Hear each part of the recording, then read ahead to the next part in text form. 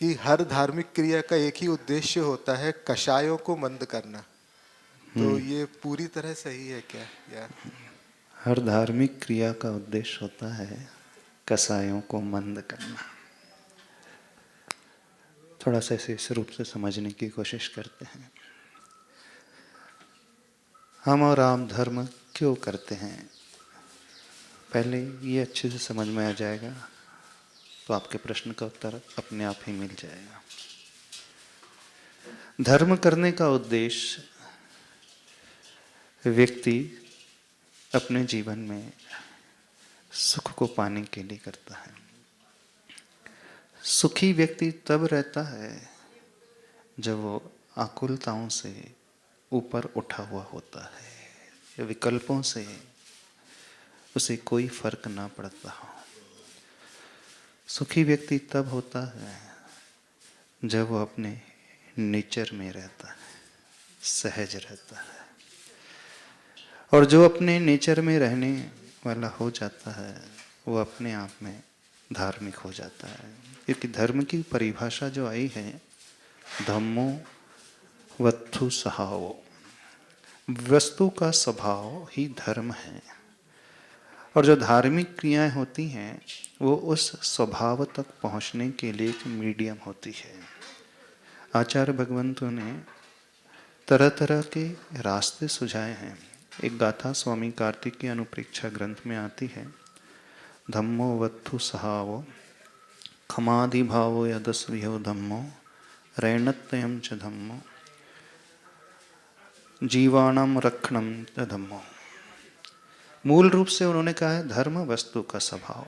फिर क्षमादि जो 10 भाव हैं उसे भी धर्म कहा। रत्नत्रय का पालन करना वह भी धर्म है। जीवों की रक्षा करना वह भी धर्म है। तो जब मुनिराज रत्नत्रय का पालन करते हैं, सम्यक दर्शन, सम्यक ज्ञान, सम्यक चारित्र का पालन करते हैं, तो इसका फल जो है पूर्ण साम्य भाव, समता में आ जाना, उस निश्चय रत्नत्रय को प्राप्त कर लेना। जब जीवों की रक्षा की जाती है अहिंसा परमो धर्म के स्वरूप में, तो हम अपने हृदय में जो भाव उठ रहे थे, किसी के दुख को देख करके पीड़ा का भाव, तो उसकी रक्षा करके हम अपनी ही पीड़ा को शांत करते हैं, यानी अपने स्वभाव में आते हैं। तो 3 तरीके उसमें बतलाए हैं, रत्नत्रय का पालन, जीवों की रक्षा करना और क्षमा, मार्दव, आर्जव, शौच, सत्य, संयम, तप, त्याग, आकिंचन और ब्रह्मचर्य, 10 प्रकार के जो धर्म गिनाए हैं, यह भी हमें अपने स्वभाव तक लेकर के आते हैं। तो जो 3 प्रोसेस उसमें गिनाई हैं, उन तीनों प्रोसेस का उद्देश्य अपने स्वभाव तक पहुंचना है। और जब स्वभाव में व्यक्ति पहुंचता है तो कषायें उसकी धीरे धीरे शांत हो ही जाती हैं, मंद नहीं। जब पूर्ण स्वभाव में आ गया तो उसकी पूर्ण कषाय ही जो एकदम समाप्त हो जाती है, यानी पूर्ण समता रूप परिणाम। तो आपने जो प्रश्न किया है, धार्मिक क्रियाओं का उद्देश्य कषायों को मंद करना है। मंद करते करते उस स्टेज तक पहुंचना है जहाँ कषाय 1% भी ना रहे, तो बिल्कुल सही है। धार्मिक क्रियाएं में जो आप क्रियाएं करते हैं वो उद्देश्य नहीं है। विधान करना कोई उद्देश्य नहीं है। अभिषेक करना प्रभु का ये उद्देश्य नहीं होता है। प्रभु की पूजा करना कोई उद्देश्य नहीं होता है। मुनिराज को दान देना, आहार दान देना, ये कोई उद्देश्य नहीं होता है। शास्त्र पढ़ना कोई उद्देश्य नहीं होता है। नमोकार मंत्र की जाप देना कोई उद्देश्य नहीं होता है। इन सारी क्रियाओं को अपना करके वह व्यक्ति अल्टीमेटली अपने आप तक लौट करके आता है। तो ये सब माध्यम बनती है। तो माध्यम को भी एक तरीके से मंजिल कह दिया जाता है। कारण में ही कार्य का जो उपचार कर लिया जाता है तो उसे कह दिया जाता है कि यह भी धर्म है। पर मूल रूप से जो धर्म है, वास्तविक धर्म है, चारित्रम खल्लु धम्मो, अथवा वस्तु स्वभावो धर्म है। स्वभाव में आ जाने का नाम ही धर्म है। बस इसका अर्थ ऐसा समझे। षटावश्यक की जगह अगर, हाँ, षड आवश्यक। क्या पूछना चाहते हो? ये कि षटावश्यक की जगह थोड़ा सा अगर, लाउडली बोलो। षटावश्यक की जगह अगर हम लोग ये मतलब जैसे आपने बताया है कि हाँ। आत्मविश्लेषण करें और साक्षी भाव रखने की कोशिश करें, ध्यान और करें ध्यान आप। करें, हाँ, तो तो कार्य चल जाएगा क्या? कहाँ? अच्छा, प्रश्न कर रहे हैं श्रावकों के जो 6 आवश्यक बताए हैं, कौन कौन से 6 आवश्यक? देव पूजा, गुरु उपासना, स्वाध्याय, संयम, तप तब और दान। दान। तो बोले हम 6 आवश्यक ना करके सिर्फ ध्यान ही करते रहे, आपका कहना है ऐसा? ध्यान, और जैसे आपने बताया है कि हाँ। दिन भर अच्छा, आत्मविश्लेषण, साक्षी भाव। अच्छा, बहुत अच्छी भावना है, दिन भर आत्मविश्लेषण, साक्षी भाव रखते, सेल्फ रिफ्लेक्शन रखते हुए। लेकिन जो गृहस्थ होता है वो यदि ध्यान करने बैठेगा तो उसका मन लगेगा ही नहीं। फर्स्ट ऑफ ऑल, क्यों नहीं लगेगा? क्योंकि वो दिन भर जो है व्यापार आदि में उलझा हुआ रहता है, घर गृहस्थी में फंसा हुआ रहता है, बच्चों को पालना है, उसके पास सैकड़ों टेंशन्स होते हैं। जैसे ही आंख बंद करके बैठेगा तो उसे नमोकार मंत्र, अरिहंत परमेष्टि याद नहीं आएंगे। पहले बच्चे की फीस भरना है, बच्चा बीमार हो गया है, वाइफ को वो ला करके देना है, उससे रिकवरी करना है, वहाँ पेमेंट करना है, इलेक्ट्रिसिटी का बिल पे करना है, वो परचेसिंग करना है, वो प्रोजेक्ट जो है कंप्लीट करना है डेडलाइन में। यही विचार उसके मन में आएंगे। तो ध्यान तो उसका लगता है जो पहले से समस्त विकल्पों को त्याग कर चुका है, परिग्रह को त्याग कर चुका है। जो परिग्रह के बीच में कीचड़ में डूबा हुआ है तो उसका ध्यान लग नहीं सकता। तो आचार्य भगवंतों ने जो श्रावकों के लिए 6 आवश्यक बताए हैं वो वहां तक पहुंचाने के लिए, यानी जब वो पूजा करेगा प्रभु की, भगवान का अभिषेक पूजन करेगा, उनका गुणानुवाद करेगा, गुणानुवाद करने से धीरे धीरे उसका अट्रैक्शन उन प्रभु के गुणों की ओर होने लगेगा, वो चाहने लगेगा। गुरुओं की सेवा करेगा, वैयावृत्ति करेगा, गुरुओं के मार्गदर्शन में रहेगा तो गुरु के गुणों को भी अंदर से जानेगा। गुरुदेव पूजा, गुरु उपासना, जब स्वाध्याय करेगा, अनुप्रेक्षा स्वाध्याय, सेल्फ रिफ्लेक्शन, वो भी स्वाध्याय है ध्यान तक पहुंचने का। संयम का पालन करेगा, यानी अपने मन को विकल्पों से हटा करके अपने भीतर लाएगा।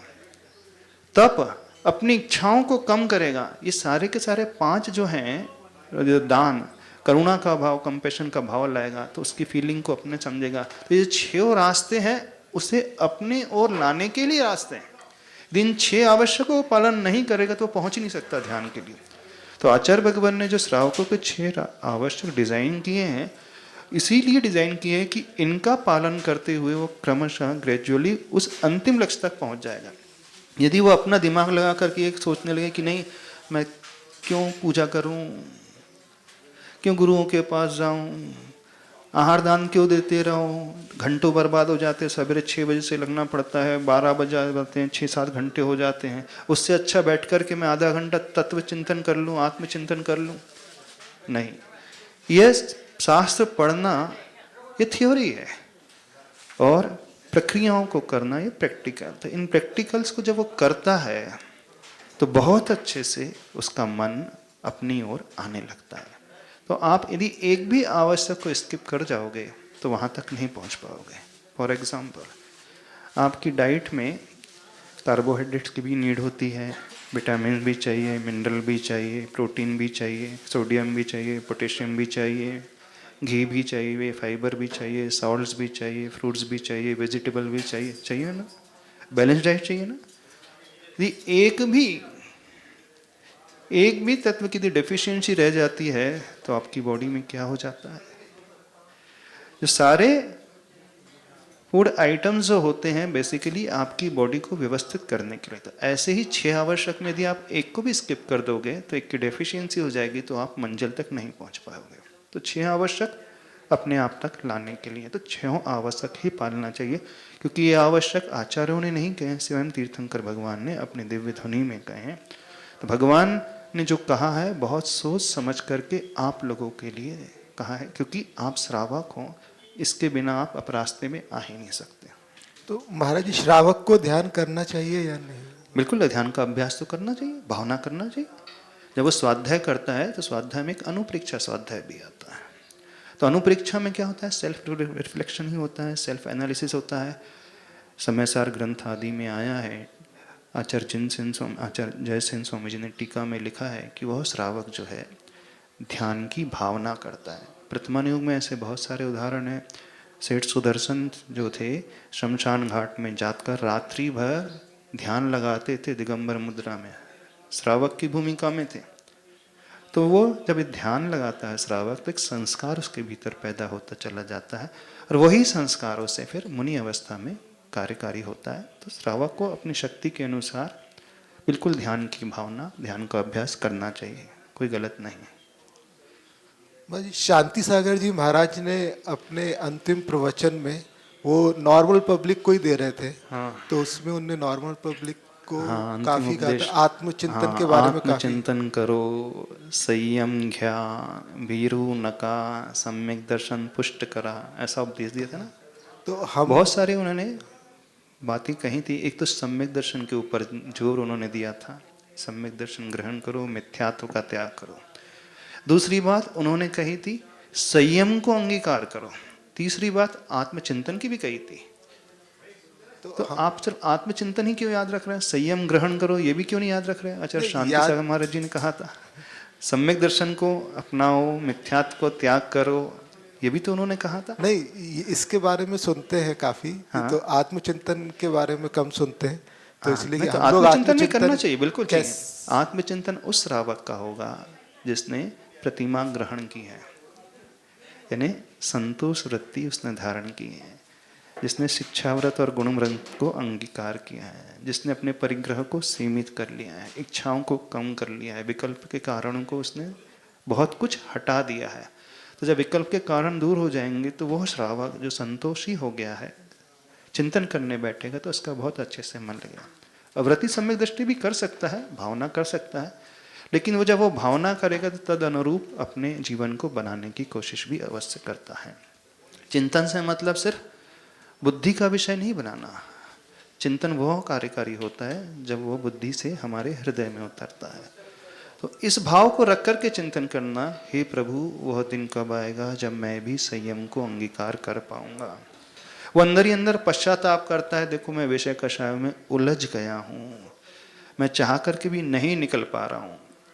वो इस प्रकार की भावना करेगा। वो जस्टिफाई नहीं करेगा कि नहीं चौथा गुण स्थान वर्ती जो श्रावक होता है उसका तो कुछ भी त्याग नहीं होता है, वो तो अविरति होता है, तो वो तो सब कुछ खा सकता है, पी सकता है, विषय भोग सकता है। चिंतन ही तो करना है। तो जो सच्चा सम्यक दृष्टि होता है वो हमेशा अपने आप को धिक्कारता है और ये भावना भाता है कि मैं कब इससे ऊपर उठूँ, कब ऊपर उठूँ। यानी जो विषयों को भोगता भी है, घर गृहस्थी में रहता भी है, तो वो मजबूरी मान करके रहता है। ये सोचता है घर कारागृह वनिता बेड़ी, घर एक जेल है और स्त्री जो है, पत्नी है, वो बेड़ी है और परिवार जन जो है उसको रक्षा करने वाले हैं। तो जेल में जैसे कोई रहना नहीं चाहता है, मजबूरी में रहता है, तो आत्मचिंतन वाला श्रावक जो है घर में रहना नहीं चाहता है, क्योंकि परिस्थितियां ऐसी हो गई हैं कि चाह कर कि वो निकल नहीं पा रहा। हमेशा वो ऐसी भावना करता है। लेकिन आजकल के जो आत्मचिंतक तथाकथित श्रावक हैं वो सब कुछ करते रहते हैं और अपने आप को जस्टिफाई करते हैं। चौथे गुण स्थान में तो सब चलता है, कोई फर्क नहीं पड़ता, शास्त्रों में आया है।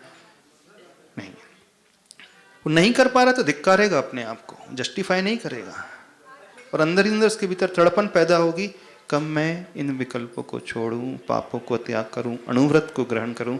तो जो आत्मचिंतक श्रावक होता है नियम से अणुव्रत अवश्य ग्रहण करता है, सप्त व्यसनों से वह दूर रहता है और अपने 6 आवश्यक को बहुत अच्छे से पालने वाला होता है। समझ में आ रही है बात? नहीं समझ में आ रही?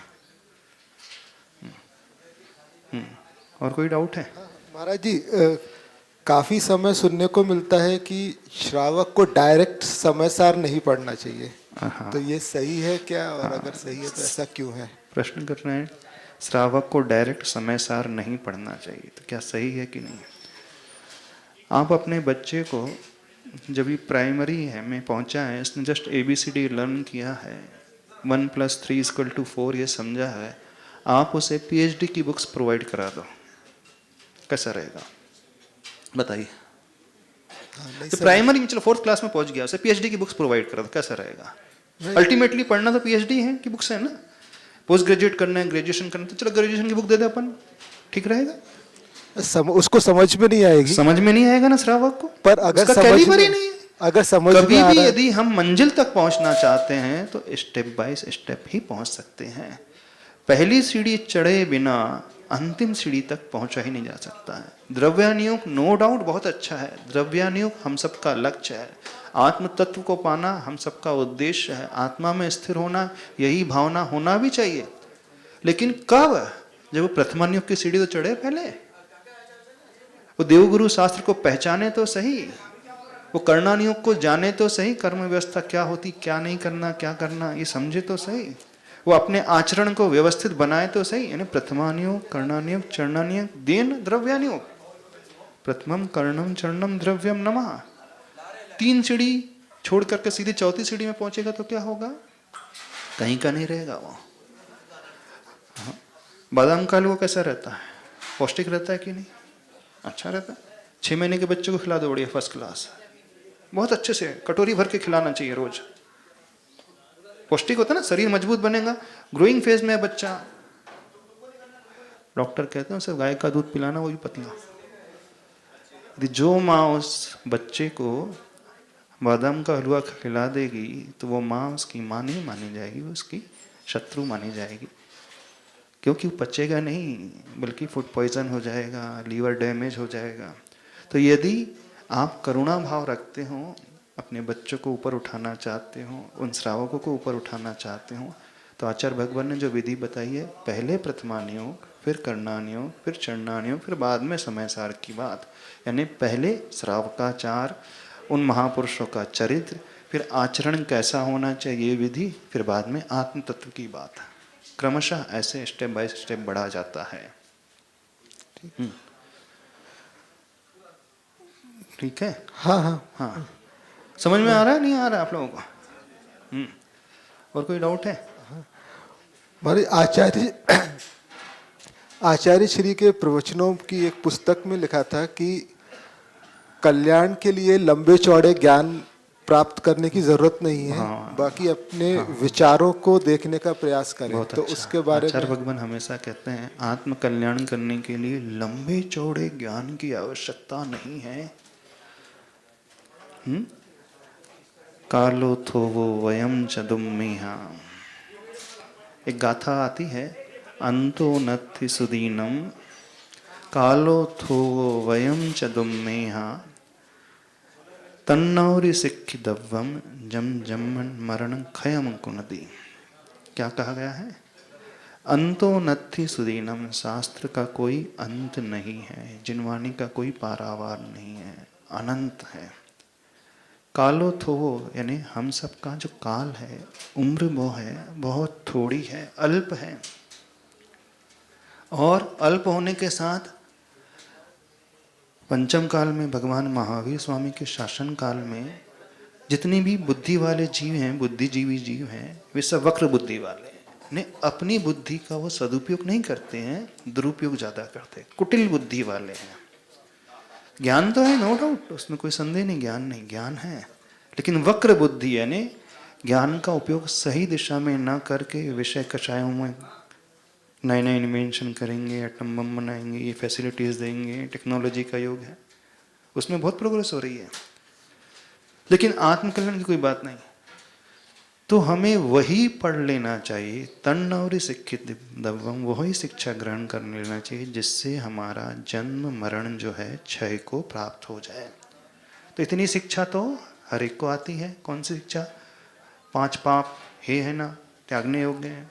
हिंसा नहीं करना चाहिए, चोरी नहीं करना चाहिए, झूठ नहीं बोलना चाहिए, कुशील का सेवन नहीं करना चाहिए, परिग्रह का अंबार नहीं लगाना चाहिए, हमेशा सत्य बोलना चाहिए। इतना ज्ञान है, इतना ज्ञान है, सच्चे देवगुरु शास्त्र को मानना चाहिए, इतना ज्ञान है तो कल्याण हो जाएगा। अल्प ज्ञान से मतलब वह ज्ञान जिसमें हे और उपाधि का ज्ञान है, यानी क्या हमें त्यागना है, क्या हमें अपनाना है, कितना हमें पकड़ना है, कितना हमें छोड़ना है। तो जिसे यह ज्ञान हो जाए, यानी 5 पाप क्या होते हैं, सच्चे देवगुरु शास्त्र क्या होते हैं, मुझे क्या करना चाहिए और क्या नहीं करना चाहिए, तो उसका कल्याण बहुत अच्छे से हो जाएगा। जैसे शिवभूति मुनिराज, उन्हें तो नमोकार मंत्र भी नहीं आता था। बस एक सूत्र दिया था गुरु महाराज ने, मारुष मातुस, यानी राग ना करना और द्वेष ना करना। पर देखो ऐसे उनके बुद्धि का ज्ञान का क्षयोक्षम कि वह सूत्र भी भूल गए, मारुस मातुस भी भूल गए, और भूल करके मुनि बन करके आहारचर्या में जा रहे थे, याद करने की कोशिश कर रहे थे गुरु महाराज ने कोई सूत्र दिया है, सूत्र दिया, पर याद नहीं आ रहा था। दिखते क्या है, एक बूढ़ी माँ जो है उड़द की दाल को साफ कर रही थी, फटक रही थी, छिलके अलग कर रही थी, दाल अंदर रही थी, तो सूत्र याद आ गया। हाँ, बोले क्या याद आ गया? बोले तुस अलग है और मांस अलग है। मांस मतलब उड़द, तुस मतलब उसका छिलका। तो उड़द की दाल भिन्न है और उसका छिलका भिन्न है। सूत्र क्या दिया था गुरु महाराज ने? मारुष मातुस। कुछ कुछ रिलेटेड था, तो बोले हाँ ऐसे कुछ दिया था। मारुष मातुस तो याद नहीं था, बोले तुस तुस तो था। हाँ बोले तुस, तुस है ना छिलका, हाँ छिलका अलग है और मांस यानी उड़द की दाल अलग है। तो बस सूत्र बना लिया उन्होंने, तुष मांस भिन्नम, छिलका अलग दाल अलग, छिलका अलग दाल अलग, शरीर अलग आत्मा अलग। भेद विज्ञान हो गया।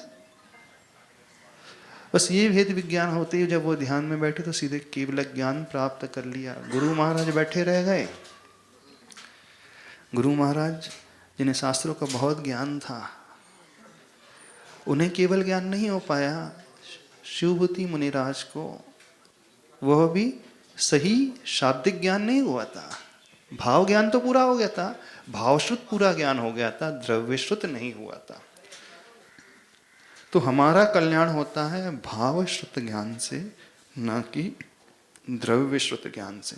द्रव्यश्रुत हो तो बहुत अच्छी बात है, लेकिन वह द्रव्यश्रुत ज्ञान यानी शास्त्रीय ज्ञान भावश्रुत तक पहुंचाने के लिए एक माध्यम है। तो आचार्य भगवान ने जो कहा है कि हमें बहुत लंबे चौड़े शास्त्र नहीं पढ़ना है, आत्मचिंतन, आत्मचिंतन का अर्थ भेद विज्ञान हो जाए, शरीर अलग है आत्मा अलग है, तो मुझे शरीर के पोषण में, शरीर के सजावट में नहीं लगना है, यानी इंद्रियों के विषयों में नहीं उलझना है, मुझे तो आत्म कल्याण की भावना करना है।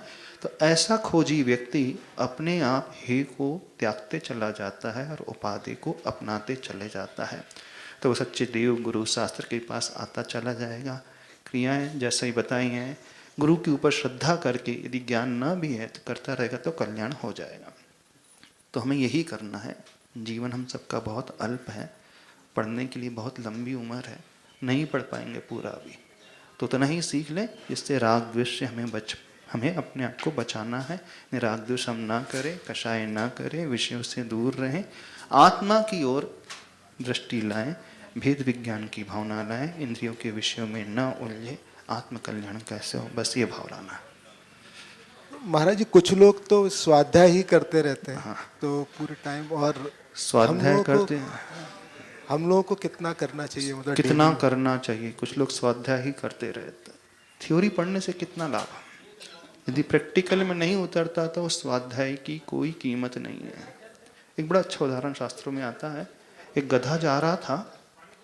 गधा का काम करता है, लकड़ी की बोझ ढोता है। एक बार क्या हुआ, उसके मालिक ने उस गधे की पीठ पर चंदन की लकड़ी का ढेर जो लाद दिया, गट्ठा बना करके। अब सब लोग सोच रहे हैं क्या गजब का पुण्य का उदय है गधे का। रोज तो बबूल की और आम की लकड़ी लादी जाती थी उसकी पीठ पर, लेकिन आज तो चंदन की लकड़ी का ढेर लादा है। सब सराहने लगे, आकर के प्रशंसा करने लगे, बोले गजब का पुण्य का उदय आपका है, कितनी सुंदर महक, कितनी अच्छी सुगंधी आ रही है, बहुत पुण्यशाली हूं, धन्य भाग है। बोले गधे को अच्छा लग रहा था ना। हाँ? बोले भले ही चंदन का ढेर हो, लेकिन मेरे लिए तो वो बोझ है, सुगंधी से मुझे क्या मतलब, मेरे से तो बोझ ही ढोना है। ठीक है, चंदन की लकड़ी का ढेर ठीक है गधे की पीठ पर। तो आचार्य भगवान कहते हैं जो व्यक्ति सिर्फ शास्त्र पढ़ते रहते हैं, किताब पढ़ते रहते हैं, उसे प्रैक्टिकल में इम्प्लीमेंट नहीं करते हैं, वे कैसे हैं, चंदन की लकड़ी का बोझ जो अपनी पीठ में ढो रहे हैं और अपने आप को बड़ा विद्वान मान रहे हैं। तो उस गधे से भी गए बीते हैं। गधा तो समझ जाता है मुझे नहीं चाहिए चंदन की लकड़ी, मुझे तो बोझ ही नहीं चाहिए। तो विदाउट प्रैक्टिकल जो सिर्फ नॉलेज है थियोरेटिकल, वह एक बोझ की भांति है। हमें बोझ नहीं ढोना है, हमें क्या करना है? जो हमने पढ़ा है उसे जीवन में उतारना है। ठीक है?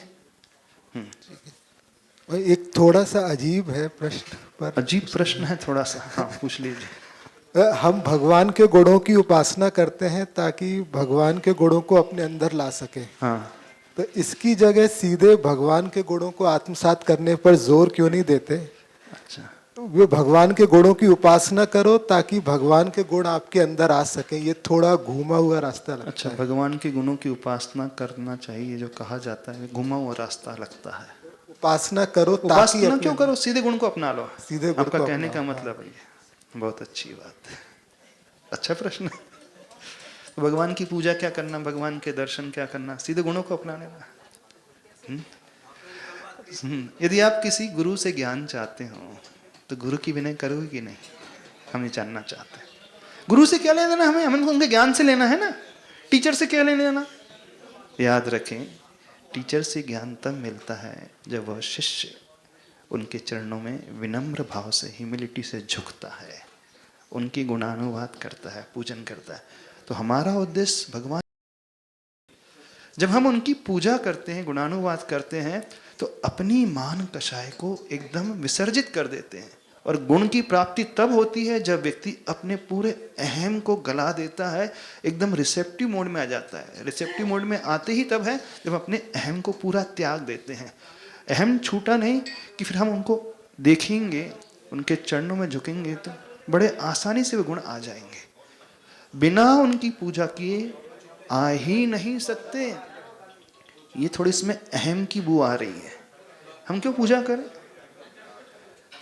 यदि उस व्यक्ति को नहीं समझेंगे, उसके प्रति रिस्पेक्ट का भाव नहीं आएगा तो गुण भी हमारे भीतर नहीं आ सकते। न धर्मो धार्मिक बिना, धर्म बिना धार्मिक के होता नहीं है। यदि हम धर्म चाहते हैं तो धार्मिक की हमें पूजा अवश्य करना ही चाहिए। उद्देश्य हमारा प्रभु की प्रतिमा नहीं है, उद्देश्य हमारा प्रभु भी नहीं है, उद्देश्य हमारा उन गुणों को प्राप्त करना। लेकिन वो गुण दिखेंगे कैसे? पढ़ने से गुण नहीं दिखते। कोई व्यक्ति प्रैक्टिकली उसे इम्प्लीमेंट कर रहा है तो उस व्यक्ति को देख करके बहुत अच्छे से हम उसे आत्मसात कर लेंगे। आपसे कहा जा रहा है कि तपस्या करना चाहिए, माला फिरना चाहिए। एक व्यक्ति कहता है करो करो, और आपने देखा कि वे आचार्य भगवान साक्षात बैठ करके ऐसे ध्यान लगाते हैं। बस देख करके भी हमारे भाव अपने आप हो जाते हैं। हमारा मन उस बालक की भांति होता है। साइकोलॉजी कहती है बच्चे जो हैं सिखाने से नहीं सीखते, they learn by observation. Observation तुरंत ग्रास्प कर लेते हैं, पढ़ाने से वो नहीं पढ़ते हैं। ऐसे ही हम हैं। हम उस व्यक्ति को देखेंगे जो स्वयं कर रहा है पालना, तो बहुत इजीली हम गुणों को प्राप्त कर लेंगे। गुण हमें पढ़ने से नहीं आते हैं, देख करके आते हैं, समझ करके आते हैं। ठीक है? एकलव्य ने जो पाया था पूजा करके ही पाया था। और कोई है डाउट? भैया जी आ गए, प्रदीप भैया जी? हाँ, शुरू हो गई है हाँ शुरू कर, आ गए लोग? अरे अरविंद आ गए। हाँ चलो सबको बुला लो। हाँ हो गया? एक लास्ट, हाँ जल्दी। तो काफी धर्मों में जिस तरह से हम सांस लेते हैं उसकी काफी महत्ता बताई है। तो जैसे वैष्णव धर्म में सांसों के ऊपर काफी कुछ बोला है, बौद्ध धर्म में भी है। श्वास तो के ऊपर यानी ब्रीदिंग के ऊपर। हाँ, तो ठीक हम है। लोग कैसे, हमारे आगम में इसके बारे में कुछ मिलता है क्या? जैन आगम में जितना मिलता है उतना तो कहीं नहीं मिलता है। समझ रहे हो? जैन आगम में श्वास को प्राण कहा है। जैसे हम प्राण के बिना जी नहीं सकते, वैसे श्वास के बिना जी नहीं सकते। जैन आगम में एक विधि आई है कायोत्सर्ग की। कायोत्सर्ग का अर्थ है काय के प्रति ममत्व का त्याग करना। उसमें क्या करना होता है? व्यक्ति को अपनी सांसों के साथ होना पड़ता है। सांसों को ने ब्रीदिंग को सिर्फ देखना पड़ता है साक्षी भाव से, ज्ञाता दृष्टा भाव ला करके। जो भी हम श्वास ले रहे हैं और छोड़ रहे हैं उसे सिर्फ जागृत होकर के देखते हैं। जब यह देखना शुरू कर देते हैं तो ऑटोमेटिकली हमारे सारे विकल्प बाहर की दुनिया से टूट जाते हैं और हम अपने साथ हो जाते हैं। श्वासों को इतना महत्व इसलिए दिया गया है कि श्वास ही एक ऐसा मीडियम है जो इस आत्मा को शरीर से जोड़ करके रखते हैं। बाकी बाहर के जो माध्यम है वो सब अन्न आदि है, धन आदि है, वो तो बहुत बाहर का माध्यम है। श्वास एक डायरेक्ट कनेक्शन हमारी आत्मा और श्वास को, आत्मा और शरीर को जोड़ने का है। समय सार एक पूरा ग्रंथ है, अध्यात्म का ग्रंथ है, आत्मा का सार जिसमें बताया गया है। शुद्धोपयोग की ध्यान की चर्चा की गई है, तो वह ध्यान की चर्चा उस कायोत्सर्ग की विधि से होकर के ही गुजरती है। तो यदि आप ध्यान सूत्र ग्रंथ पढ़ोगे, समय सार आदि ग्रंथ पढ़ोगे, ज्ञानार्णव ग्रंथ पढ़ोगे, तो उसमें बहुत डिटेल में श्वासों का वर्णन किया गया है, कैसे अपने आप को अपने तक सीमित रखना। ऐसा नहीं, अन्य दर्शन में, जैन दर्शन में भी बहुत गहराई से इसका वर्णन किया गया है। ध्यान को साक्षात एक अंतरंग अंतिम तप कहा गया है। ध्यान का जितना वर्णन जैन आगम में है उतना कहीं नहीं मिलता। जितने भी तीर्थंकर हुए हैं, सारे के सारे तीर्थंकरों ने मुक्ति पाई है ध्यान के बल से। जैन धर्म में, जैन संस्कृति में सारी विधि जो है बड़ी साइंटिफिक वे से बतलाई गई हैं। ध्यान की विधि ही नहीं बतलाई गई है, इसका क्रियान्वयन यानी एग्जीक्यूट करने वाले लोगों का, महापुरुषों का वर्णन भी इसमें बतलाया गया। ठीक है, नहीं रखे? बोले आचार्य परमेष्टि गुरुदेव श्री विद्यासागर जी महाराज की।